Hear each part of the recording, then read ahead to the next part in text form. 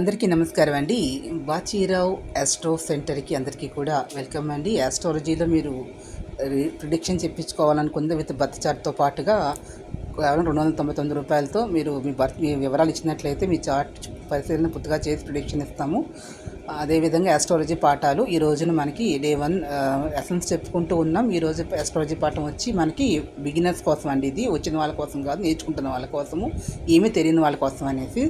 ఇక్కడ బర్త్ చార్ట్ని ఎలా వేయాలి అనేది ఇది చూద్దాం. ఇది చార్ట్లో సౌత్ ఇండియన్ చార్ట్ అని, అదేవిధంగా నార్త్ ఇండియన్ చార్ట్ అని, వెస్ట్రన్ 3 రకాలు ఉంటాయి. దీంట్లో పరాశర పద్ధతి, జెమినీ పద్ధతి అని 2 రకాలైనటువంటి పద్ధతుల్లో పరాశర పద్ధతిలో ఇక్కడ మనకి ఫస్ట్ మొదలు లగ్నం అనేది తీసుకుంటాము. తర్వాత మన నవాంశ, తర్వాత ఆరుడా చక్రం. ఇక్కడ లగ్న చక్రం గురించి మనం మాట్లాడుకుందాం. ఇక్కడ లగ్న చక్రంలో ఇది లగ్న చక్రము అంటే మనం పుట్టిన సమయాన్ని ఆధారంగా చేసుకొని మనం చక్రం వేసినట్లయితే ఇక్కడ మొదటిగా మనకి 1 గళ్ళు చూపిస్తున్నాను కదా, 1, 2, 3, 4, 5, 6, 7, 8, 9, 10, 11, 12 ఈ 12 రాసుల్లో ఈ 9 గ్రహాలు ఉంటాయి.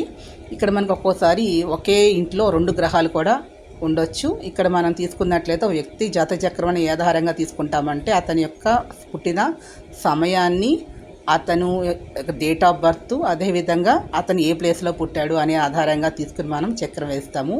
సపోజ్ ఇక్కడ మోడల్ ఎగ్జాంపుల్ మనం చూసుకున్నట్లయితే ఇక్కడ టైము 6:50 పిఎం అంటే సాయంకాలం అన్నమాట. ఇక్కడ బర్త్ డేట్ వచ్చి 2/7/1975 దీని ఆధారంగా తీసుకున్నట్లయితే ఇది మనకి గ్రహాలు తీసుకున్నట్లయితే గురు భగవానుడు మనకి సంవత్సరం తిరుగుతూ ఉంటాడని చెప్పుకున్నాం కదా. శని భగవానుడు ఒక రాత్రి 2.5 సంవత్సరాలు ఉంటాడు. ఆ మిగతా గ్రహాలు మనకి కుజుడు 45 రోజులు ఉంటాడు. స్తంభించినప్పుడు అయితే ఎక్కువ రోజులు ఉంటాడు.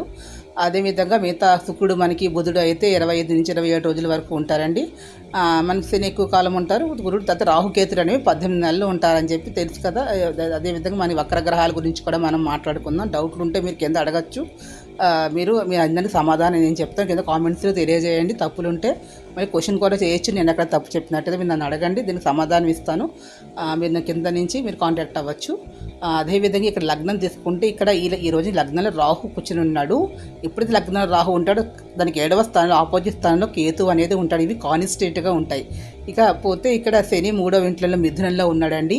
శుక్రుడు వచ్చి 4వ ఇంట్లో ఉన్నాడు. మెర్కురి బుధుడు 6వ ఇంట్లో ఉన్నాడు. అదేవిధంగా మార్స్ కుజుడు 9వ ఇంట్లో ఉన్నాడు. రవి 10వ ఇంట్లో ఉన్నాడు దశమంలో. అదేవిధంగా 11వ ఇంట్లో చంద్రుడు ఉన్నాడు. చంద్రుడు ఏ నక్షత్రం అయితే ఉంటాడో అది మనకి వాళ్ళ యొక్క జన్మ నక్షత్రంగా తీసుకోండి. చంద్రుడు ధనిష్ట నక్షత్రం, వీరి యొక్క జన్మ నక్షత్రం ధనిష్ట. అంటే వీరి యొక్క జన్మ రాశి మాత్రము కుంభం అంటుంది, జన్మ లగ్నం మాత్రం మేషం అయిందనేది గుర్తుపెట్టింది. లగ్నము రాశి అనే 2 ఒకటే అవ్వాల్సినటువంటి అవసరము లేదు. 2 ఒకటే అయినప్పుడు 100% ఫలితాలు ఉంటాయండి. 50% 50% ఉన్నప్పుడు దాని యొక్క ఫలితాలు కూడా ఆ యొక్క గోచార ఫలితాలు వారి మీద అత్యధికంగా ప్రభావం అయితే ఉండవు. వారి లగ్నము రాశి వేరే వేరే అయినప్పుడు 12వ ఇంట్లో ఇక్కడ మనకి మీనంలో గురు భగవానుడు మీనంలో ఉన్నాడు. ఈ లగ్నాన్ని మనం తీసుకున్నట్లయితే ఇది మేష లగ్నము కాబట్టి మేష మనిషి అంటారు. ఈ వ్యక్తి మేష వ్యక్తి అంటే కుజుని యొక్క మేషం, కుజుని యొక్క ప్రభావము అత్యధికంగా ఉన్నటువంటి వ్యక్తిగా ఈ జాతకుడును లేదా జాతకురాల్ని మనం చెప్తాము. అర్థమవుతుంది కదా. ఈ ఆధారంగా చెప్తాము. ఇక్కడ మనకి ఈ సమయాన్ని ఆధారంగా చేసుకుని మనం కొన్ని స్థానాలు ఫీమేల్ చార్ట్ను వేరుగా చూస్తాము. జనరల్గా చెప్తున్నాను. ఈరోజు మేల్ ఫీమేల్ గురించి నెక్స్ట్ చార్ట్లో చెప్తాను. ఒక జాతక చక్రం గురించి మాత్రం చెప్తున్నాను. ఇక్కడ ఈ జాతకానికి కుజదోషం లేదు, ఎందుకంటే 9లో కుజుడు ఉన్నాడు కాబట్టి ఇది కుజదోషం లేదు అని చెప్పవచ్చు. ఈ వీడియో మీకు నచ్చినట్లయితే నేను ఫర్దర్గా మీరు కింద ఎక్కువసేపు చెప్పమంటే 10-10 నిమిషాలు కూడా చెప్తాను. ఇంట్రెస్ట్ ఉన్న వాళ్ళు కింద మీరు క్వశ్చన్స్ అడిగితే నాకు ఆసక్తి వచ్చి ఇంకా చెప్పగలుగుతానండి. Thank you to all.